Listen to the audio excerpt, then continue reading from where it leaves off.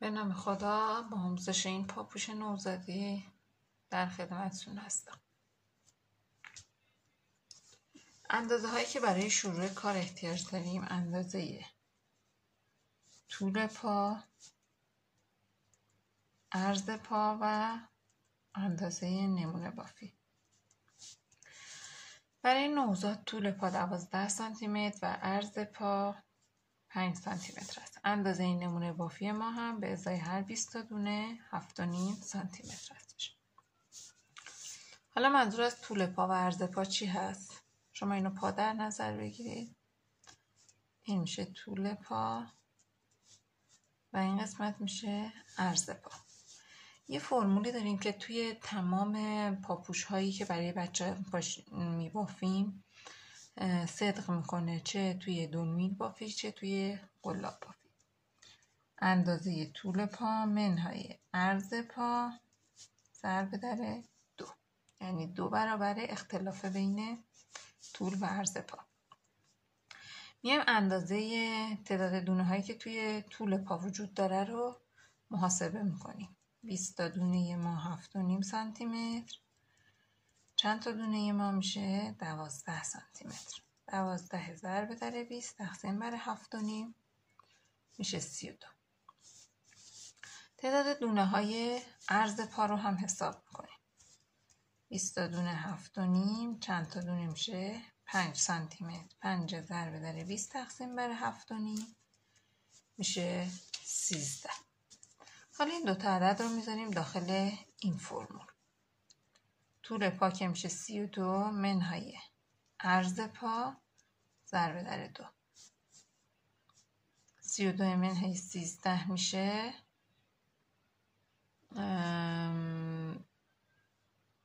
19. 2 تا 19 تا میشه 38 تا. حالا عددی که من اینجا به دست آوردم یه عدد زوج هستش. حتما این عدد باید فرد باشه. یک دونه هم بهش اضافه میکنیم، عددمون رو فرد به دست میاریم. این عدد 39 که به دست آوردیم تعداد دونه هایی هستش که برای اندازه کف پا لازم داریم. 39 تا دونه رو ازش 3 تا دونه کم میکنیم، میشه 36 تا دونه تقسیم بر 2 میکنیم میشه 18. حالا این چی هست؟ فرض کنید این 39 تا دونه ما، این یه دونه از دونه هایی که کم میکنیم، اینم یه دونه، اینم یه دونه. این 3 تا دونه 3 قسمتی هستش که ما داریم اطرافش دونه اضافه میشه. توی این نواحی دونه اضافه میشه. یکی توی این قسمته، یکی توی این قسمت هستش و 2 طرف این قسمت. اون 18 تا دونه هم 18 تا دونه برای این قسمت، 18 تا دونه برای این قسمت. خب 39 تا دونه رو سر میندازیم و یک رچ از رو میبافیم. تمام بافت ما رکن بافی هستش. بهتر هستش که رکن بافی از رو انجام بشه، چون برای قسمتی که میخوایم روی یک کفش رو درست کنیم اینجا به مشکل بر نخوریم. خب من یه رچ از رو بافتم، حالا میخوایم بریم سراغ رچ دوم. دونه اول رو فرق نداره، میتونید هم ببافید هم میتونید نبافته بگیرید، ولی اگر ببافید باید از رو ببافید. دونه اول رو نبافته میگیریم، یک ژوته میندازم. 18 تا دونه از رو، 1 2 3 4 5 6 7 8 9 10 11 12 13 14 15 16 17 18. از اون 3 تا دونه یک دونش رو که اینجا بود که یه ژوته انداختیم براش، حالا یه دونم توی قسمت مرکز، یه ژوته، یکی از رو و دوباره یه ژوته. دوباره 18 تا دونه از رو میبافیم و یک ژوته میندازیم. 2 3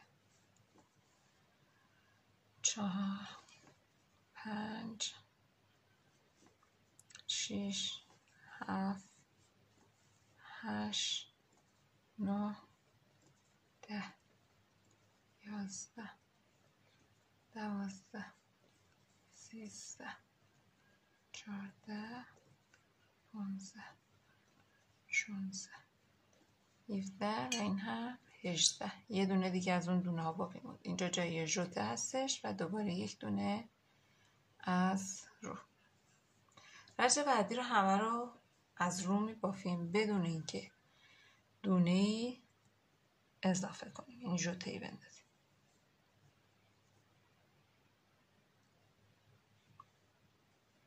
تمام رچ رو از رو میبافیم. حواستون باشه این ژوته‌ای رو که میندازید ژوته بسته باشه، یعنی شما چون داری بافتت رو رکن انجام میدی ژوته باز میندازید ولی بافتت به صورت ژوته بسته میفته. این رچ رو تا انتها از رو میبافیم.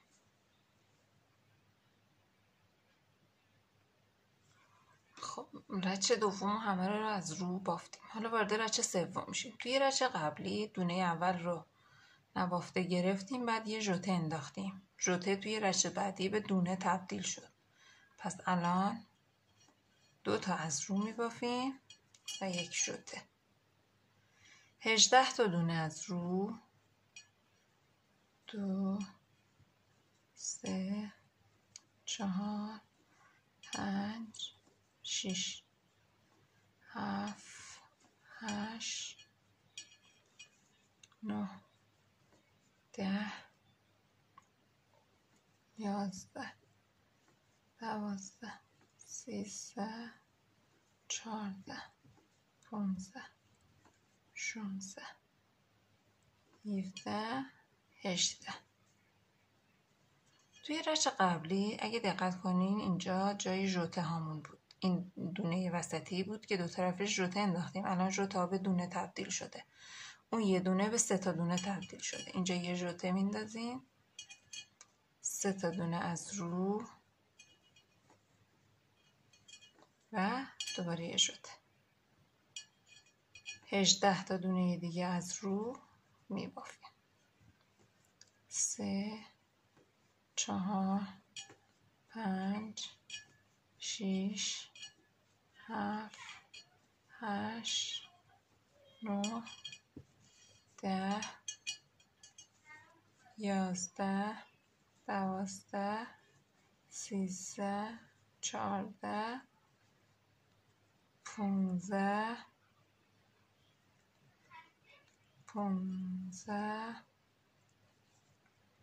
16 17 اینم 18. دوباره 2 تا دونه باقی موند. یه دونش که از رچ اول بود. رچ دونه دومی هم ژوته‌ای هستش که رچ قبل به دونه تبدیل شده. اینجا یه ژوته میندازیم و 2 تا دونه رو از رو میبافیم.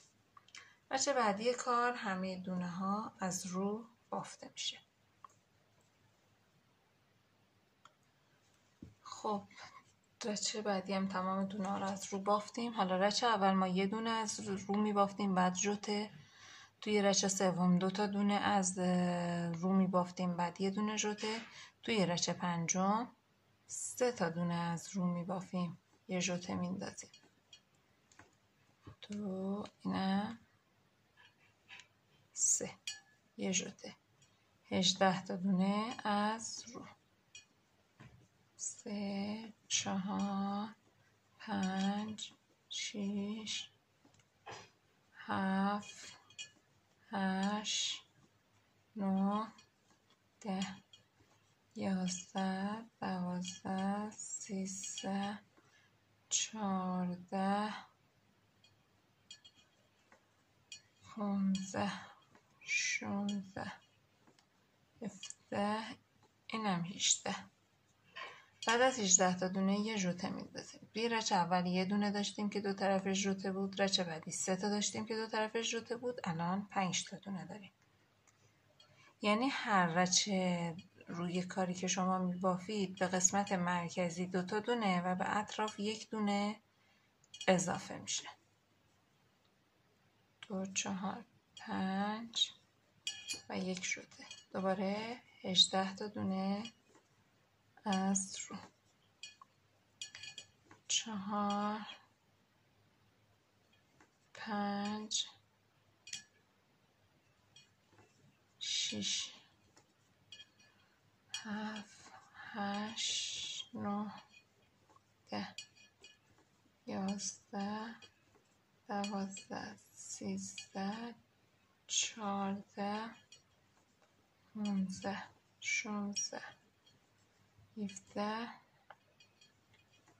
18 تا 3 تا دونه موند، یه ژوته 3 تا دونه از رو. خب رچه بعدی کار که همه دونه ها از رو هستش. رچه بعدی کار اینجا 3 تا دونه داشتید به 4 تا دونه تبدیل میشه، قسمت مرکز به 7 تا.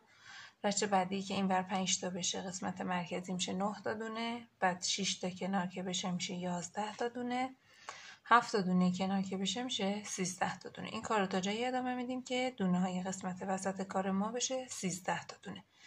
بعد از اون هم 6 رچ بدون اینکه دونه کم یا زیاد کنی همه رو از رو میبافیم. تا اینجای کار رو بافتیم، میرسم خدمتتون. خب بافت رو به اینجا رسوندیم. الان میخوایم روی پاپوش رو تشکیل بدیم. این قسمت رو تعداد دونه هایی رو که برای قسمت مرکز به دست اومده بود رو از تعداد کل دونه ها کم میکنیم. 63 تا دونه داریم روی میل، 13 تا دونه روی قسمت مرکز داشتیم، 50 تا دونه میمونه. 63 رو منهای اون 13 میکنیم، 50 تا دونهش میمونه. اون 50 تا دونه رو تقسیم بر 2 میکنیم، 25 تا دونه میفته این طرف، 25 تا دونه اون طرف. 25 تا دونه رو از رو میبافیم.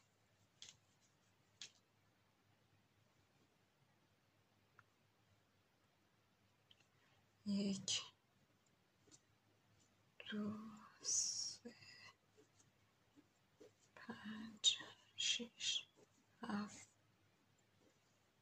8 9 10 11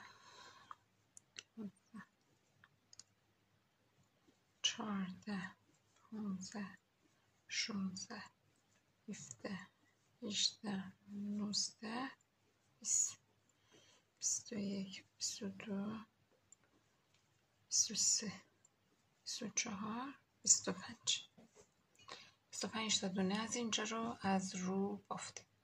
13 تا دونه تو قسمت مرکز داریم، 13 تا دونه رو از زیر می بافیم. 1 2 3 4 5 6 7 8 9 10 11 12 و 13.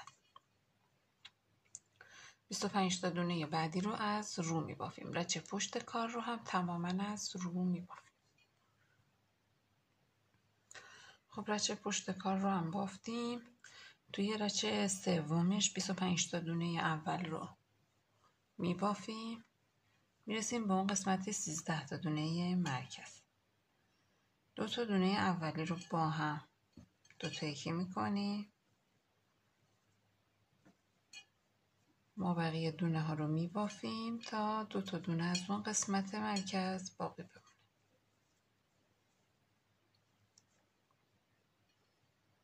دو تا دونه از اون 13 تا دونه باقی. الان اینجا هم باید 2 تا یکی کنیم. منتها برای اینکه جهت‌هاش در مقابل همدیگه قرار بگیره، دونه دوم رو با دونه اول از رو جابجا میکنیم، بعد 2 تا یکی میکنیم.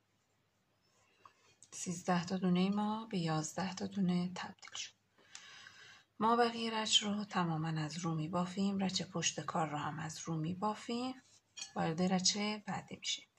توی رچه بعدی 25 تا دونه اول کامل بافته میشه. 2 تا دونه اولی با هم از زیر 2 تا یکی میشه. ما بقیه دونه ها بافته میشه. 2 تا دونه آخری هم دونه دوم و اول از رو با هم جابجا میشن و 2 تا یکی میشن. ما بقیه دونه ها هم بافته میشه. رچه های پشت کارم که تماما از رو هست بدون دونه کم کردم. این کار رو تا جایی ادامه میدیم که توی قسمت مرکز کار ما 3 تا دونه باقی بمونه. وقتی که توی مرکز 3 تا دونه باقی موند، توی یک رج 3 تا یکی میکنیم. 3 تا یکی 25 تا دونه ور از رو داریم. این قسمتی که 3 تایی داریم 3 تا یکی میکنیم و این قسمت هم 25 تا. رج پشت کار رو هم تماما از رو میبافیم و از اینجای کار رو کشباف تبدیل میکنیم. به اندازه 16 سانتی متر کار رو کشباف میزنیم. بعد از اینکه کشباف زدید، درز زیر پاپوش رو دوخت میزنید، درز کنار رو هم دوخت میزنید، لبه کشبافی کار رو برمیگردید. برای اینکه توی پا محکمتر وایسه و در اصطلاح نیفته، شما میتونید یه تعدادی زنجیر با قلاب بزنید، به صورت بندینک دور تا دور کار متصل کنید و روی کار رو نخش رو بکشید که محکم بشه. اینجوری توی پا ایستایی هم داره. اینم از آموزش پاپوش.